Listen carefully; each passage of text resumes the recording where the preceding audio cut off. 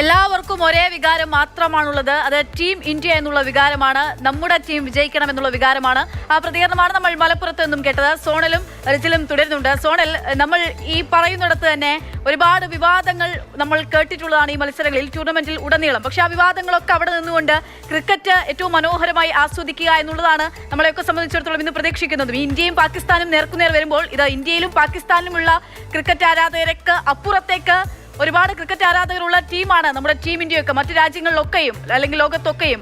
അപ്പോൾ ആ തരത്തിൽ 41 വർഷത്തെ ഈ ടൂർണമെന്റിന്റെ ഏഷ്യ കപ്പിന്റെ ചരിത്രത്തിൽ തന്നെ ആദ്യമായിട്ടാണ് നേർക്കുനേരെത്തുന്നത്. തീർച്ചയായിട്ടും അക്ഷയ, 41 വർഷത്തിന് ശേഷം നമുക്കറിയാം ഇന്ത്യ പാകിസ്ഥാൻ ഫൈനൽ, അത് ഏഷ്യ കപ്പിലേക്ക് എത്തുമ്പോൾ തൊട്ടു മുൻപ് നമ്മൾ കണ്ട പ്രതികരണങ്ങളിൽ നിന്ന് നമുക്ക് വ്യക്തമാണ്. കാരണം ആളുകളൊക്കെ തന്നെ ആവേശത്തിലാണ്.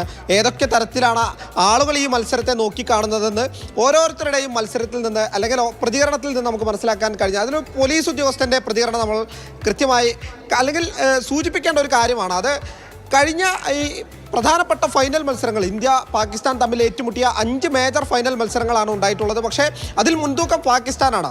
3 എണ്ണത്തിൽ പാകിസ്ഥാനാണ് വിജയിച്ചിരിക്കുന്നത്, 2 എണ്ണത്തിൽ മാത്രമാണ് ഇന്ത്യക്ക് വിജയിക്കാൻ കഴിഞ്ഞിട്ടുള്ളത്. അപ്പോൾ കണക്കുകളൊക്കെ പരിശോധിച്ച് വരുമ്പോൾ ഒരുപടി പാകിസ്ഥാൻ നമ്മളെക്കാൾ മുന്നിലുണ്ട് ഫൈനലിലെ മത്സരങ്ങളിൽ മാത്രം. പക്ഷേ മറ്റ് T20 ഏകദിന സീരീസുകൾ അല്ലെങ്കിൽ ഫോർമാറ്റുകളൊക്കെ എടുത്തു നോക്കിക്കഴിഞ്ഞാൽ പാകിസ്ഥാനേക്കാളും ഒരുപാട് മുകളിലാണ് ഇന്ത്യ എന്നുള്ളതാണ്, അല്ലേ റിജിലാട്ട? തീർച്ചയായിട്ടും. സമീപകാലത്ത് ഇപ്പോൾ ചരിത്രം പരിശോധിച്ചാൽ പാകിസ്ഥാന് ഫൈനലുകളിൽ മേധാവിത്വമുണ്ടെങ്കിലും സമീപകാല ചരിത്രവും സമീപകാല ഇന്ത്യൻ ടീമിന്റെ പ്രകടനവും പരിശോധിച്ചു കഴിഞ്ഞാൽ ലോകത്തെ ഏറ്റവും മികച്ച ടീമുകളിലൊന്നാണ്. പ്രത്യേകിച്ച് 2020 ലോകകപ്പ് നേടി നിൽക്കുന്ന ടീമാണ്.